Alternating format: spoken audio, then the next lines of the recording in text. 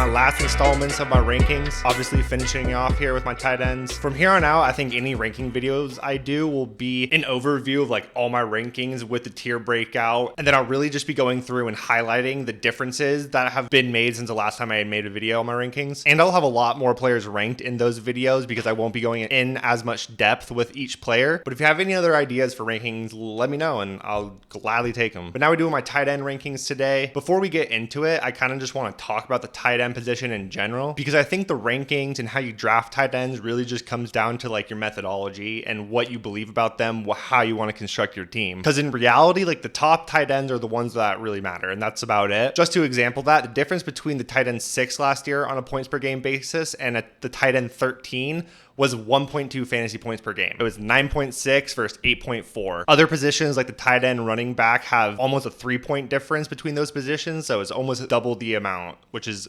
ridiculous. It just goes to show that those top tight ends are the ones that are really going to make a difference for you. And then beyond there, you're kind of just hoping for the best each week, but no guarantees at all. That's why with the tight end, it's really like just how do you want to draft it? You want to get one of those guaranteed guys at the top and then not get those skill position players there in like the first, second, third, fourth round, depending on whoever you want. I'm not somebody who tends to reach for tight ends. If they fall to me at a great value, then I will take them there early, but I'm not somebody who's looking to go for the tight end right away. But I will definitely take a tight end early over a quarterback. 100% will do that every single time in a single quarterback league. That also makes me tend to stay away from those mid-level guys unless I find somebody that there's a great value, which I think there are a couple this year. And those mid-tier guys tend to go a lot later in drafts. So yeah, for the tight end, I really think there's just a personal choice with how you want to construct your team and how you want to draft. But also the value in doing mock drafts is that you can kind of see where people go, and then in your real drafts, you'll know where the value is if people fall to you. With that all being said, let's get into the actual rankings. So I think the tight end 1 and the tight end 2 are very interchangeable, kind of whoever you want. I personally have Travis Kelce at my tight end 1. Last year was the first year since 2017 that he wasn't the tight end 1, and he was a tight end 2 last year, and in 2017 he was also the tight end 2 by 0.9 points, and then was a tight end 1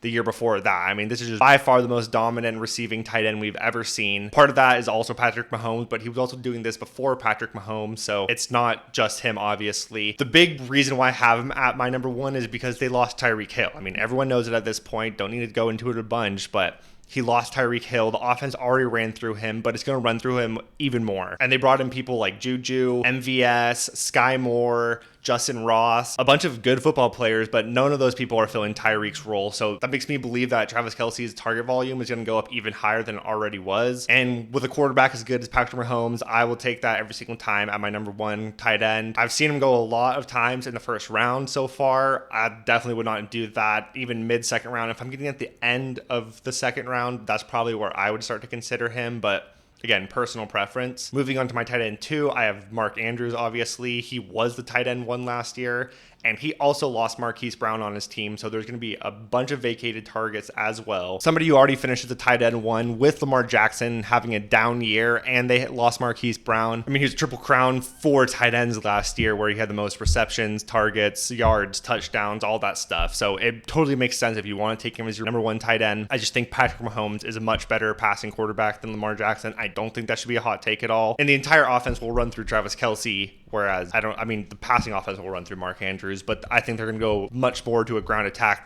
this next year again because they were going to have the running backs and stuff back. But those two are definitely in a tier of their own. So whichever one you want to take, go for it. That's how I have them currently ranked. My tight end 3, I have Kyle Pitts. Kyle Pitts, he only scored 1 touchdown last year. Pretty wild. And even with that, he finishes the tight end 7 while he was a lot lower in the fantasy points per game metric. If you've watched him play, like, you get why he's the best tight end prospect ever. This guy's an absolute unicorn. I mean, even calling him a tight end seems a little bit unfair. I don't have the exact numbers pulled up, but the amount of times that he lined up as a wide receiver was ridiculous, and there's no reason why that's not going to stop. They added Drake London, but the offense is going to run through Kyle Pitts, and every other player that had over 1,000 receiving yards last year scored 4 more touchdowns. So there's a ton of positive touchdown regression coming for him. He was also 5th in targets for tight ends, and again, a lot of it is just him watching him on the field. It's unbelievable, and I'd be very surprised if he doesn't become who he was drafted to be. He was drafted in the top 5 last year, and it looks like he can actually be that guy. This is going to be a big step for him. I definitely not going to be his best, obviously, this year. Marcus Mariota is going to be throwing him the ball, but the offense is going to run through him, and they're going to have Drake London to worry about too, so he's not going to be the only option, which will actually be nice for him. It's not going to be a negative thing for him. And there's just not a lot of other tight ends that have the upside and the ability to do what he can do, so I think he's pretty easy tight end 3. If he was honestly even being drafted where he was last year in like the 5th round, I think tight end 4 or 5, like he would be a value, but where he's being drafted now and where he's ranked, I think that's where he should be and will end up. And for good reason.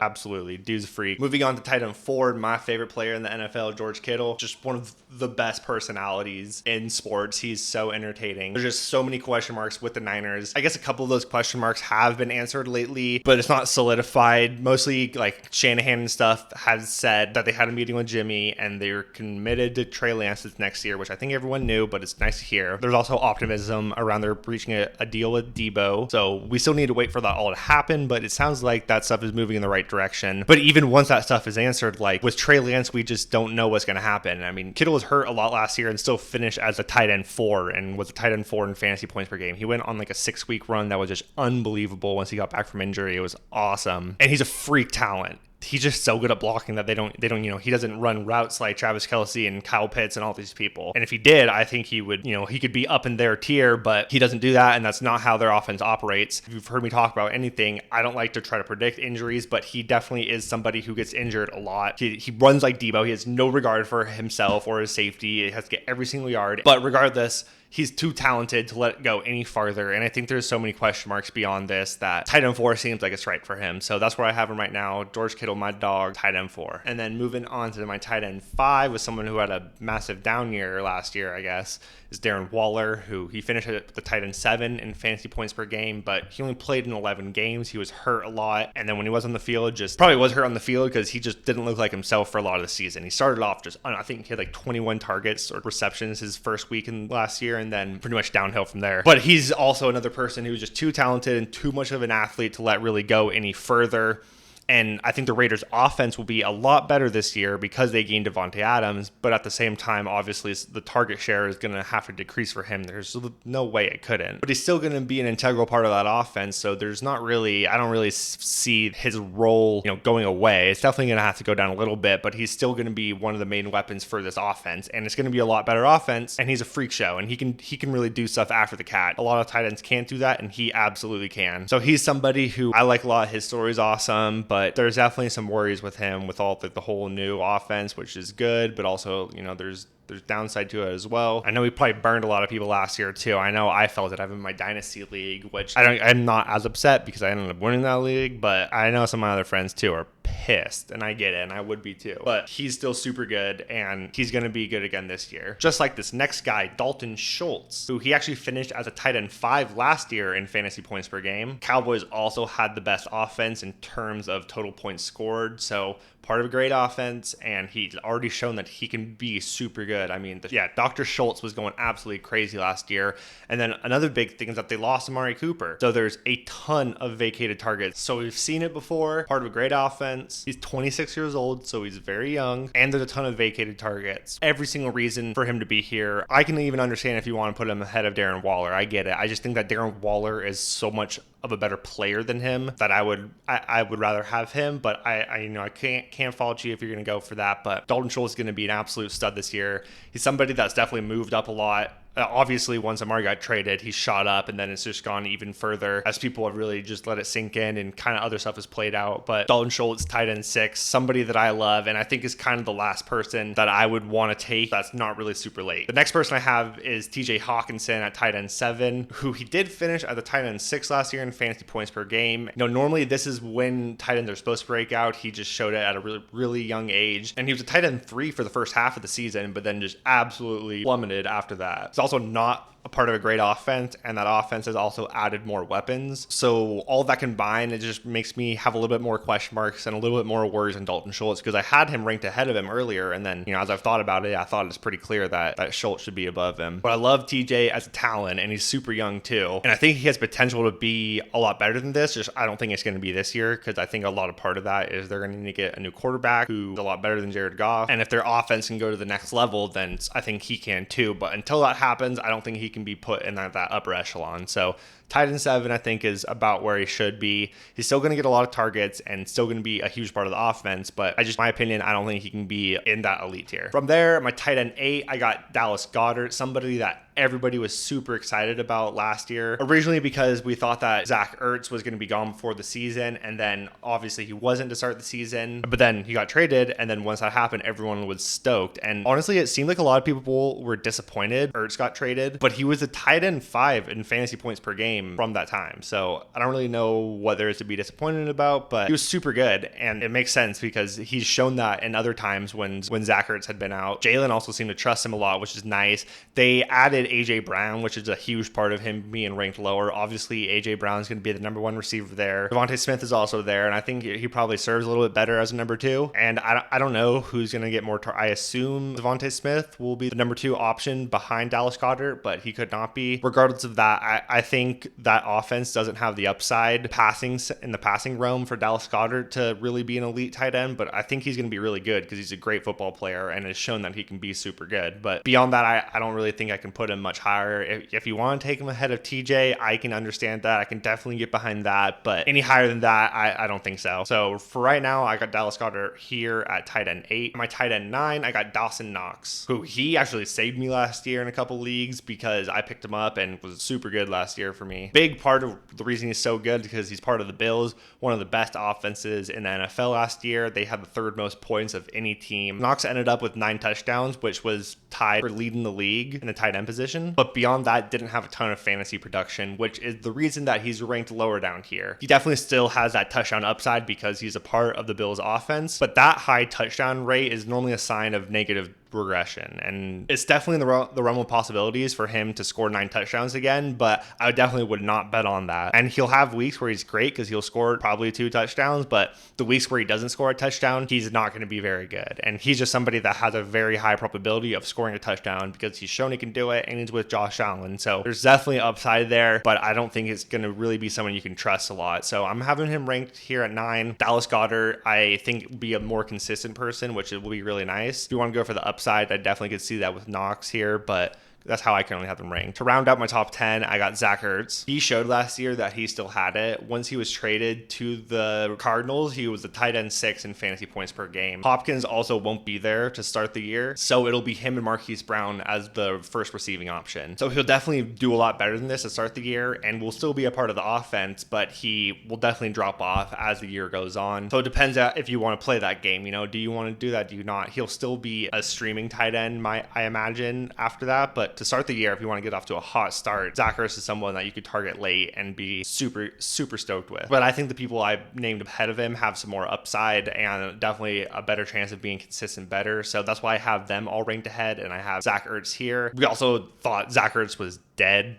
up until last year. And by that, I mean that he was dead in the fantasy football context, where he was just not doing anything for us anymore after being one of the best tight ends for a couple years. But he showed with Kyler that he still got it. So can he do it through the rest of this year? I think so for the most part. But also, once you're at this tight end 10 area, you're pretty much shooting darts, like I explained at the beginning of this video. So depends how you want to construct your team. That's how I got him ranked right now. At 11, I got Pat Freiermuth. He honestly had one of the best rookie tight end seasons ever. Once Eric Ebron got hurt, he was a tight end 7 in fantasy points per game and was 6 in total touchdowns for tight ends. And for a rookie season for tight ends, he has the 5th most touchdowns ever. So historic rookie season. The issue with him really is that he's part of the Steelers offense, who is going to be a combination of Mitchell Trubisky and Kenny Pickett. So we don't really know what that's going to look like. They also have Deontay Johnson and Chase Claypool, who obviously were there last year. So not a huge concern with them, but they also drafted George Pickens and Calvin Austin, which I don't think Calvin Austin will really do much actually for the offense, but George Pickens Pickens definitely will be a part of that offense. So there's worry for him taking away some target volume, definitely. Najee also gets a ton of targets, and I imagine the volume in general for the offense will go down because both of these quarterbacks will be able to run the ball just a little bit more. I mean,